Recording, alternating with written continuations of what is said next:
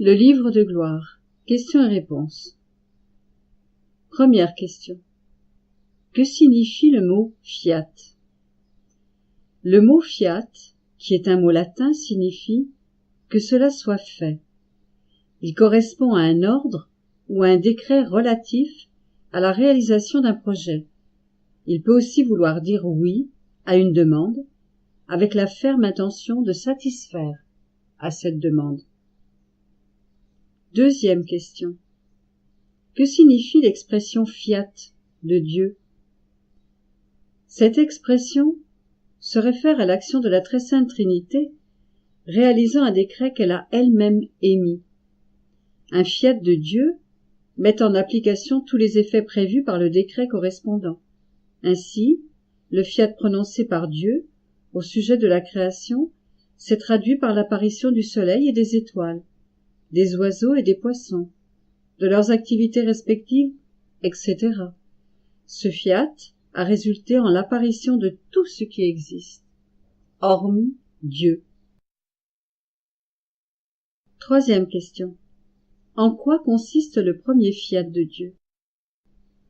Le premier fiat de Dieu est celui qui a résulté en la création de l'univers et de tout ce qui existe en dehors de Dieu lui-même.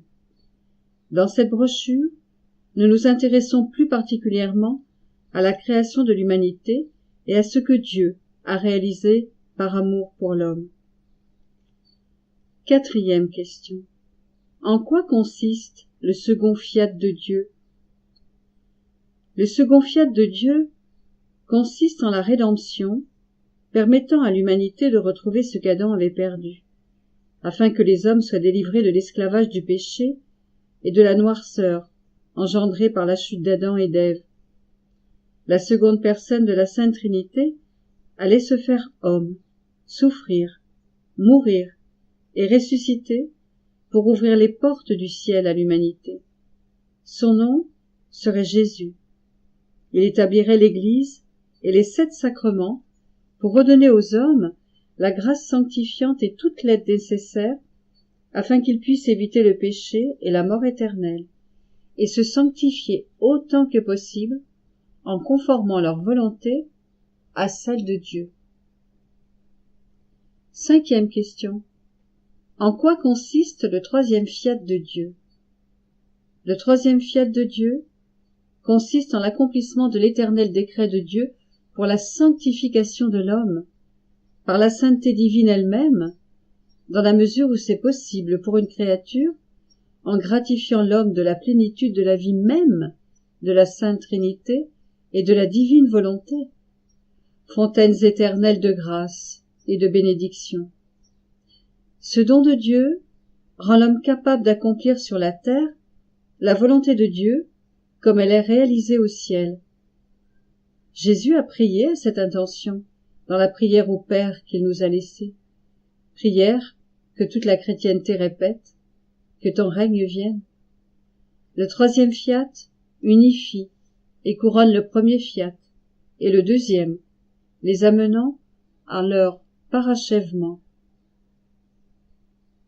Sixième question. Que signifie faire la volonté de Dieu sur la terre comme au ciel? Faire la volonté de Dieu sur la terre, c'est agir comme le serviteur qui accomplit ce que son maître lui demande. Le maître, ici, est en Dieu. Les humains possèdent une volonté misérable, faible, inconstante et désordonnée. Dieu dispose d'une volonté infiniment merveilleuse et parfaite. Avec l'aide de la grâce, l'homme peut conformer sa faible volonté à la volonté de Dieu et d'une façon limitée satisfaire au désir du Créateur. Ainsi, il soumet sa volonté à celle de Dieu. Certains le font plus parfaitement que d'autres. Faire la volonté de Dieu comme au ciel est complètement différent. Dans cette activité sublime, l'âme possède et fait sienne la divine volonté comme au ciel, et Dieu lui-même réalise ses propres choix dans la créature. Les actes de la créature sont alors divins. Ils pénètrent partout, se multiplient à l'infini et prennent racine dans l'éternel acte de Dieu. Ils ravissent les 3 personnes divines qui voient leur être créé partager la même vie, la même volonté que la divine Trinité, activité émanant de leur créature bien-aimée. C'est le dessein pour lequel l'homme a été créé, avoir la même vie, la même volonté que la divine Trinité. Il y a une différence infinie entre accomplir la volonté de Dieu comme on le fait sur la terre et l'accomplir de la façon qu'elle est réalisée au ciel. Les 36 tomes du livre intitulé Livre du ciel le montrent très bien. 7e question. Est-ce que quelqu'un a déjà accompli la volonté de Dieu sur la terre comme au ciel? Oui. Au commencement, Adam et Ève ont accompli la volonté de Dieu comme au ciel, avant de choisir de suivre leur propre volonté au moment de l'épreuve. Depuis, à l'exception de Jésus et de Marie, personne n'a réalisé la volonté de Dieu sur la terre comme au ciel. Et ceci, jusqu'au jour où le 3e fiat de Dieu a commencé à s'accomplir dans l'âme de Luisa Picaretta de Corato, en Italie, en l'année 1889. 8e question. Les saints n'ont-ils pas réalisé la volonté de Dieu sur la terre comme au ciel?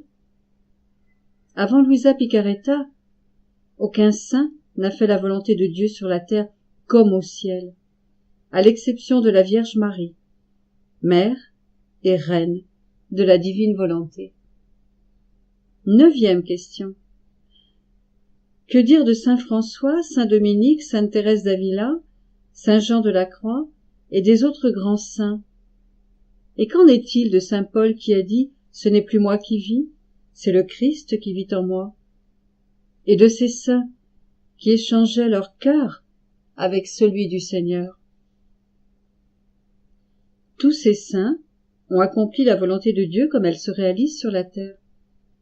Par la grâce de Dieu, ils ont été capables de répondre à sa volonté d'une manière plus parfaite que la plupart des autres humains.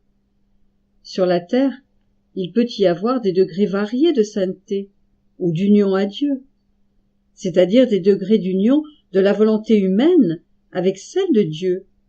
Soumission, résignation, conformité, unité. Saint Jean de la Croix, si l'on en juge par ses propres écrits, a atteint le plus haut degré de sainteté et d'union de la volonté humaine avec celle de Dieu, qui était possible sur la terre en son temps. Pourtant, il savait qu'il y avait un état plus élevé et plus grand dans l'éternité au ciel. Cet état plus élevé et plus grand sera atteint sur la terre en cette ère du 3e fiat de Dieu, avec le don de la divine volonté. Dans cette ère, la divine volonté va régner de nouveau sur la terre, comme au début de la création. Avant sa conversion, saint Paul a vécu en dehors de l'état de grâce. Après sa conversion et son baptême, il devint un homme nouveau, et le Christ a présidé à la vie mystique en lui. Il pouvait dire qu'il vivait dans le Christ, agissant avec Dieu à un niveau universel, multipliant ses actes à l'infini, pénétrant partout, etc. Pourtant, saint Paul s'est plaint. Qui me délivrera de ce corps mortel? Il a aussi déclaré: Je ne fais pas le bien que je veux, et je fais le mal que je ne veux pas. Certains des saints les plus chers à Jésus, par exemple sainte Catherine de Sienne, ont reçu la grâce d'un échange de cœur entre eux et le Seigneur. Toutefois, ce privilège spécial, qui peut se comprendre comme un partage des mêmes affections, désirs, sentiments, etc., avec Jésus, reste très éloigné du don suprême de la divine volonté. 10e question. Luisa Picaretta a-t-elle été la première à recevoir le don de la divine volonté? Oui, à l'exception bien entendu d'Adam et Ève au commencement, puis de Jésus et de Marie. Luisa Picaretta a été la première à recevoir le don de la divine volonté. Ceci apparaît clairement à l'examen de sa vie et de ses écrits.